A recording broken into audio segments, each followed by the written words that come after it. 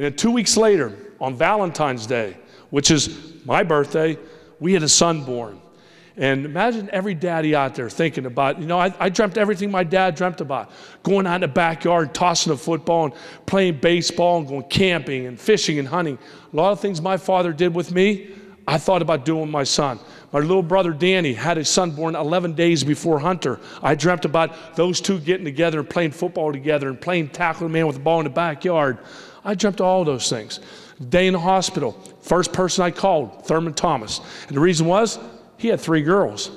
I called him up and said, Thurman, just want to let you know we just had a baby. Oh, really? Congratulations. I said, no, we had a boy. He goes, really? I go, yeah. I go, did I tell you I had a son? He goes, yeah, you told me. I said, a boy, right? He goes, yeah, you told me.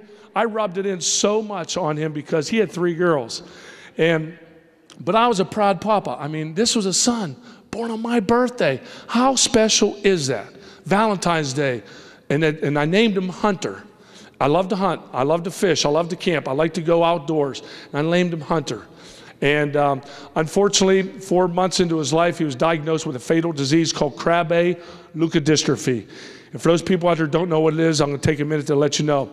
It affects the white matter in your brain. And what the white matter does, it controls all your motor skills.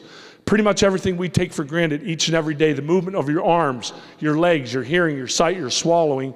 These children cannot move any of those motor skills.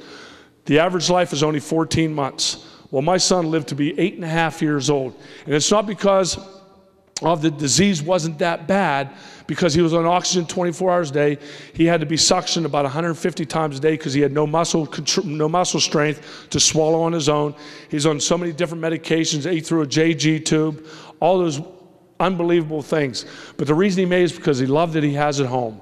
My wife, you know, I've received over the last couple of years Father of the Year Award, National Father of the Year Award, and the thing is, I almost felt guilty on taking it. Because yes, I think I am a very good father, but there's nobody in a million years can live up to what my wife does. And I think every father out there, especially the ones with special needs children, can understand how important mothers are.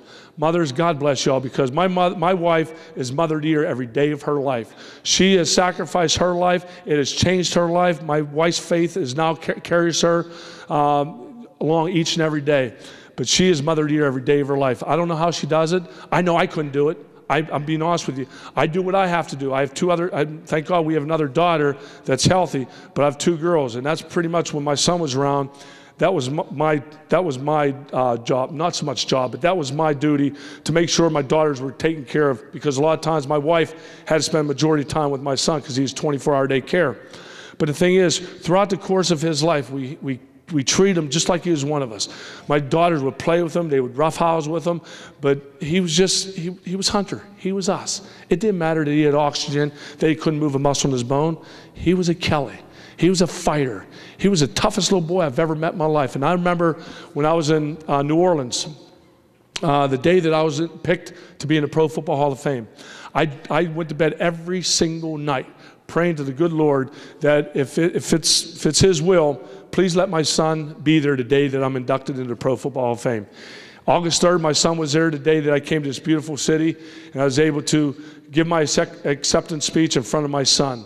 Even though it was one of the hottest days ever here, my son was able to make it that day. And that was one of the proudest days I've ever had in my life, because my son will never be able to run out on the football field and hear 80,000 fans screaming like his daddy did. He'll never get to hear a lot of things or do a lot of things his daddy did. But I'll tell you what, my son is going to do so many greater things. He already has. Throughout the course of his 8.5 years, he's changed more lives than most people can do in a lifetime. He is my hero, and he always will be. But the thing is, it just doesn't stop there. Throughout the course of his life, he's been able to change things. When he was born, there was no treatment for my son's disease. Now there is. There are kids now that are walking, talking, and smiling that never had a chance before, that exact same disease my son has. Now they're being able to do those things. And one of the things that we're working on with Hunter's Hope is newborn screening. Because if my son was able to be screened and they found out the treatable disease of Krabbe, that they would have been able to do it, he would have had a quality of life. Now with newborn screening, we want to make sure of that, because I don't know what, and I'm sure most of you people don't know, every state is different on the amount of diseases they test for. New York, everybody always thinks New York is way up there with everybody. Yeah, insurance-wise there are. Thank God for New York for insurance, but New York tested for only 11 diseases. So when you have a child, they go and when they're born, they get the heel prick, they send it off to the lab, they do the tests on diseases. Well, New York only was testing for 11. Mississippi, 44. Hawaii, 44. California, 3. Every state, Alabama, I think, was at 4. Every state is different. So I made a trip up to see Senator Hillary Clinton. I went to see Governor Pataki. Anybody would open their door for me, I went to see in Washington, D.C. I walked office to office talking to all the senators and congressmen because I wanted to make sure the kids out there don't have to suffer the way my son does. Over 3,000 babies die every single year because they're born in the wrong state, because they did not test for that disease. And by the time they found out about the disease, like my son, we didn't know until 4 months into his life that he had this disease. It's too late. Now they're either on oxygen 24 hours a day or in a wheelchair, or their life is going to be cut short because of this.